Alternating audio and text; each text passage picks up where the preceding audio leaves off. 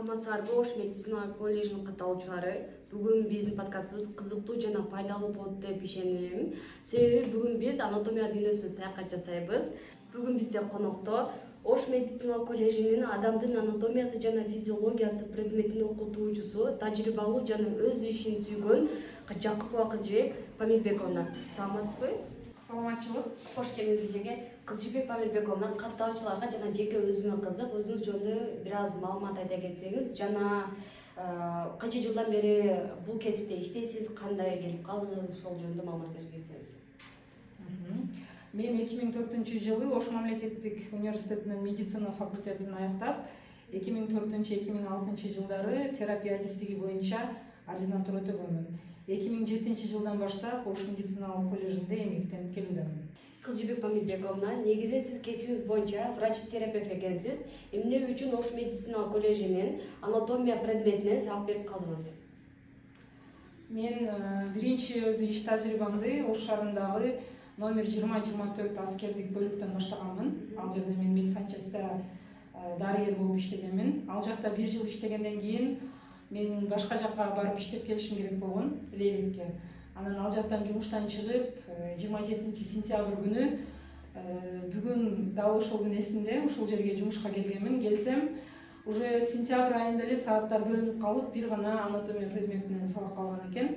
Анан ушуну берип тур, убактылуу кийин терапиядан бересиң деп, ошол бойдон кийин анатомия предмети өзүмө дагы жаап калды. Ошол боюнча анатомия предметинен сабак берип калдым. Ошол кезде сизге эжеке анатомия предметинен сабак бере аламбы, студенттер менен тил табыша аламбы деген коркуу сезимдер болгонбу? Албетте болгон. Мен деле ошондо коркконмун. Кантип сабак беремин, биринчи жолу сабак беришим студенттер менен деп. Бирок аракеттин аркасында ушул деңгээлге жетип отурам азыр.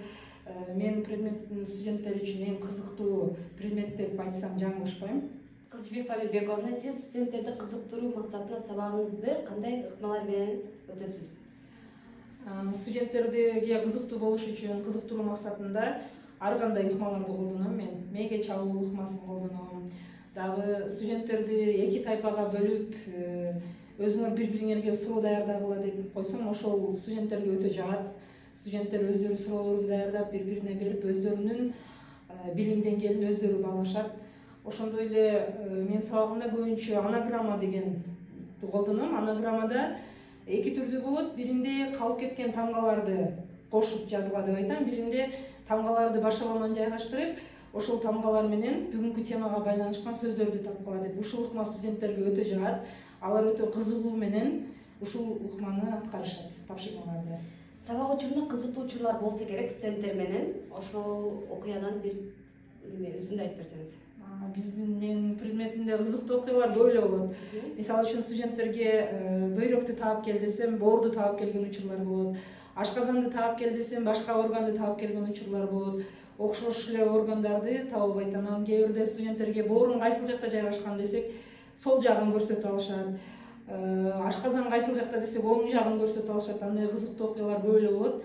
Анан азыр эле айтып кеткендей, ошо анаграммада биз тамгаларды башаламан жайгаштырып коюп, темага байланышкан терминдерди тапкыла дегенде, студенттер башка эле сөздөрдү жазып келишет да. Мисалы үчүн жакында эле болду, чепчик деп жазып коюшуптур, фламинго деп жазып коюшуптур. Негизи ал темада андай сөздөр жок. Медициналык терминдер болчу анатомияга байланышкан. Алар болсо күнүмдүк жашоодо колдонулган сөздөрдү көп жазып, кийин жообун укканда өздөрү күлүп, группа менен күлгөн андай учурлар бизде көп кездешет. Кызжибек Памирбековна, чындыгында анатомия татаал предметтердин катарына кирет. Сиздин байкооңуз боюнча студенттер кайсыл темаларда көбүнчө кыйналышат? Анатомия предмети бир эле мезгилде татаал предмет жана студенттер үчүн өтө кызыктуу предмет болуп эсептелет. Эмнеге дегенде студенттер өзүнүн органдарынын кайсыл жерде жайгашканын, кандай кызмат аткаргандарын окуп үйрөнүшөт да. Анан татаал темалар болуп, мен оюмча бул булчуң системасында бир аз студенттер аксашат. Эмнеге дегенде булчуңдар биздин организмде өтө көп. 600дөн ашык булчуң бар бизде. Анан ар бир булчуңдун башталган жерин, аягын, анан кызматына келгенде студенттер бир аз кыйналышат. Кийин анан нерв системасына келгенде дагы студенттер ошол темаларда кыйналышат. Калган темаларда кызыгуу менен окуп, үйрөнүп келип атышат. Кызжибек Памирбековна, анатомия предметин окутууда замандын талабына жараша кандай жаңылыктар киргизилип жатат? Чындыгында биз окуган мезгил менен азыркы мезгил айырмаланат. Биз окуган мезгилде биз ар бир органды, тканьды моргто карап, кармап көрүп окуйт элек. Азыркы мезгилде студенттерге оңой. Бизде кабинеттерде ар бир органдын муляждары бар, толугу менен десем жаңылышпаймын. Ошондой эле азыр бизде интернет бар. Билесиңер, интернеттин жардамында студенттер кирип, кайсыл теманы өткөн болсок, ошол тема боюнча видео роликтерди көрө алат. Ошондой эле анатомияны окуп үйрөнөбүз тиркемеси бар. Ал тиркемени студенттер өздөрүнүн телефондоруна көчүрүп алган. Ошол тиркеме менен дагы биз окуйбуз. Ал тиркемеде ар бир органдын 3D модели көрсөтүлгөн. Бир эле органды биз 3 проекцияда алдынан, артынан, жогорусунан кылып көрүп, ошол боюнча студенттер окуй алат. Азыр студенттер окуп үйрөнүү үчүн баардык шарттар каралган. Бир гана студенттер өздөрү кызыгып окуса болду.